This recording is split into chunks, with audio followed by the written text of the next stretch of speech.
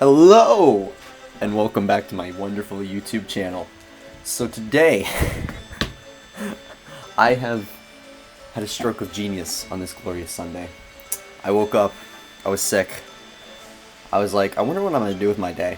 And then I remembered, I should go check my Steam account. I was scrolling through my Steam account, and I saw this early access game that I bought a while back. I was like, I haven't played this game in a minute. What if I made a YouTube video out of it? So now we're doing that. We're doing that now.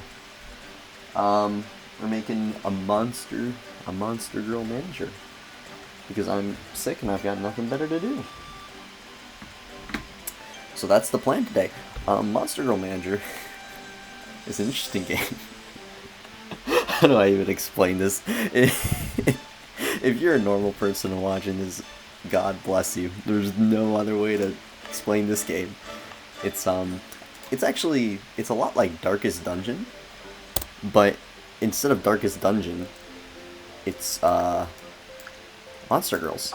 This game you can you were brought back to life as this like Demon Lord character right here. I'm not gonna make a whole new game just to kind of show everyone what's going on. You get brought back to life as this Demon Lord character. And the person who brings you back is like this business manager, right? I forget what her name is like Domi or Domji or something like that. And she's like, alright, I brought you back to life so you can help me with my business. We're going to start raiding dungeons, and how you're going to do that is you're going to summon monsters. And we're like, okay, alright, I'm down. That sounds pretty solid. So you go to summon a monster, but instead you get these things. And and the person who brought you back to life is like, what the heck is this bullshit? Are you retarded? Did you just summon a monster girl? And then you're just like, oh, I guess I can only summon monster girls now that I've been resurrected from the dead. And that's the whole plot of the game. So now you use the monster girls like you would use regular monsters, which totally isn't like slave trade or anything like that. But no, they get paid fair wages. I give them ice cream. I pay them an ice cream. I'm a very good manager, I promise. I'm the best. Righty. So now we're at the main bulk of the game, right? And this is where the bread and butter happen. This is the dungeon. It's where we go to get all our resources and money, and it's how we progress through the game, basically. There are several tiers in the dungeon, and there are different dungeons as well. I think a new dungeon was just added recently. This is a very new game. It's still in development. The developers, So Below, I believe they're called, are doing a great job, by the way. I just want to say that they do a good job with this game. I'm very impressed. So that's awesome sauce. I am going to assemble my team here, and there's a front, middle, and back slot. And what's interesting about this game is that these characters will have different skills available to them depending on what position they are in. So there's a lot of like interesting strategies you can do. I think it's better to just enter the dungeon and show you what I'm talking about. I just want to make sure. I think these are the right positions. These should be the right positions. Yes, I do want to enter the dungeon with these guys. And I am going to fuck shit up. So, this is what the dungeon looks like, normally. We don't have any abilities that reveal anything, like, out of our peripheral vision. Like, we can just see straight in front of us, immediate. And we kind of just explore. And we have events like this, and, certain encounters that we can interact with, and they slowly decrease our energy bar as we go throughout the dungeon. So, we don't want that to hit 0. We're going to take a sip from the well. That usually restores your energy. I think there's another effect too, but I can't remember. So we've got a fight down here, and see how we can only move, left or right. We can't go diagonally, so we have to go take the fight, and then we should try and get up there. We could go back here, but that's going to cost us energy. Every time you move a square, it costs you energy, so let's just take the fight instead. So this is what the combat looks like. It's pretty cool, actually.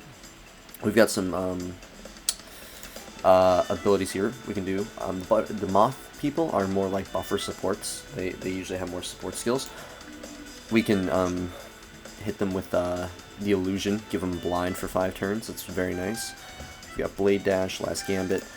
Honestly, just give him with the tail bludgeon. Just hit him with some strength stuff. We want to inflict burn as much as possible because I've got some 11 stacks of burn. Gosh darn. I forgot how strong my characters are. Right there, where this character swapped that had Pyromania, was an effect of her ability. She has an ability which makes her swap forward every other turn. So she's a good momentum character. And then I've also got this move, which is really nice, Fan of Needles. So what I can do is I can create a lot of momentum while debuffing the enemy. It's nice. I try to keep my demon in the front, but she can work. All these characters can work in all these positions. That's why I have the moth. I almost called it a butterfly. The moth likes to switch around a lot, and so we can do this to heal. And now what you probably notice is that there's this bar up here. This is the orb bar.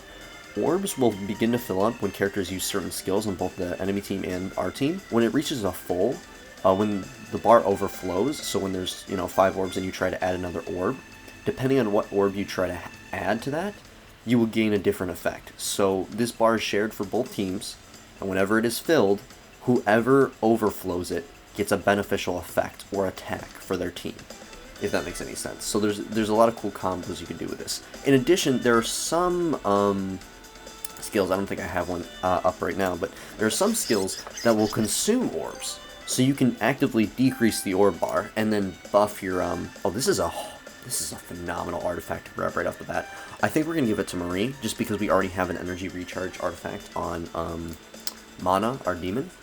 So we don't really care about energy. I try to get energy recharge artifacts when I can because they're just so useful. I'm actually going to take this other fight just to see if we can get an artifact. It's 2 spaces away. It's a good use of our energy. We're going to start off with an illusion. Our characters are pretty well built. I'm pretty happy with what they are. Blade dash, tail slam. How's the hit chance on that? Yeah, she's got pretty low accuracy, this one. I was trying to work on it, but she's only level 30, so or something like that. That's okay though. Mana has pretty good accuracy, so we should be okay. He's gonna retreat. That's fine. Oh, I should also mention the turn order in this game is weird. You can have characters taking multiple turns if they swap actively. So I'll demonstrate that here in a second. Maybe not this battle, but in the next battle we can show kind of what that looks like. Characters will begin to swap around. Demons. What was last right? Deals more damage to low health enemies. That's probably best for mana. I try not to take many artifacts home with me because what you can do is either you can, when you get an artifact, you can put it in the take-home chest and you can sell it later or keep it for yourself. Or what you can do is you can give it to your characters.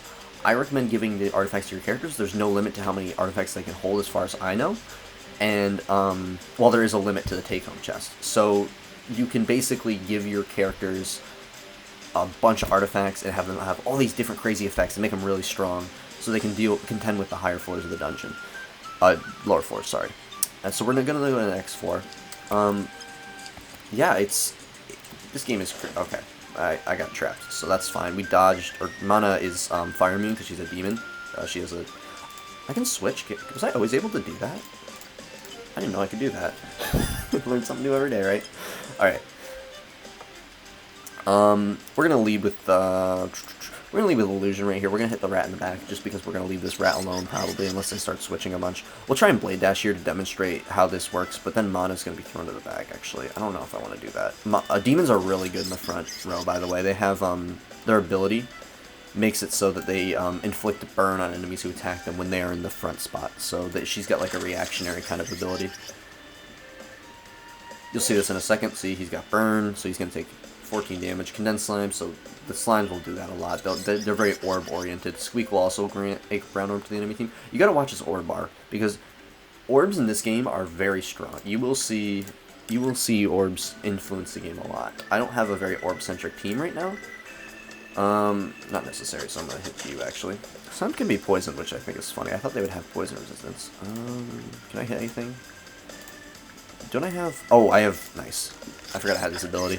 This ability, when it gets a kill, gives Focus and Frenzy, which are great buffs. Focus is phenomenal, increases hit chance and critical hit chance. It's insane. Getting, like, a focus build, like a good focus build, you can just one-shot shit for days. And then Frenzy is also very strong, but you lose the stacks, so that's not... Oh, finally, a campfire. Thank God. Campfires are how you restore energy. I have a moth, which reveals to me all campfires on the floor, so that's part of her ability. So she has the move forward thing, and then she has the reveal all campfires.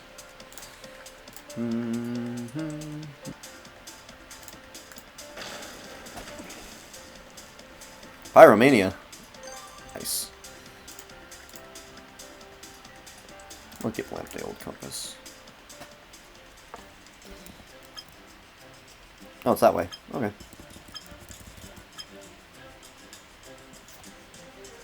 I think I'm gonna return for the expedition. We had a pretty successful expedition. We got some gold. Pretty solid.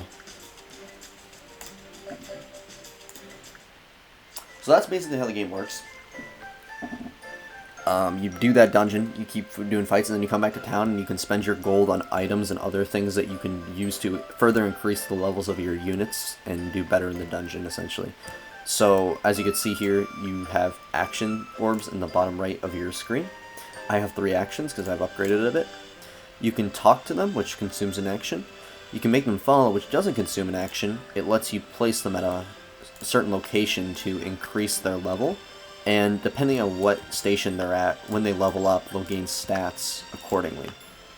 So, and certain characters gain more stats if they're at a place like, say, the strength training gym. And they will also lose motivation and energy accordingly. For example, if you make... Okay, the demon doesn't have any places it hates, but if you make a character go to a place it hates, depending on their personality and stuff like that, they have personalities and things like that. They have likes and dislikes. If you make them go somewhere that they hate, they will lose motivation at double the rate. It is not fun. So it can be hard to train some characters. What level are you, by the way? Are you 50? Because if you're 50, I don't need to train you. Because there are certain thresholds in which you need level 42. So you're not 50, so I can train you more.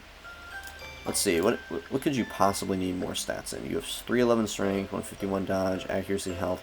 I think the dodge I don't want because... she inflicts stat effects on people that hit her, so I want her to get hit, realistically. I think HP would be fine, but I also want to go for accuracy right now, because I hate missing my moves. It is so annoying when I miss moves. Especially it's crucial, so we're not going to go dodge. We're going to go accuracy on you. And then we can say over here, and we can go check her. And then as you can see, we can see our end of the week status. Lamp meets the milestone, so she is level 50. We can't do anything with her. Amelia's level 4, and yeah, that's about it for my first video. There's a lot I didn't explain, but I'm so tired, I don't feel good, so hopefully you got to see kind of what this game is about. I'm gonna try and edit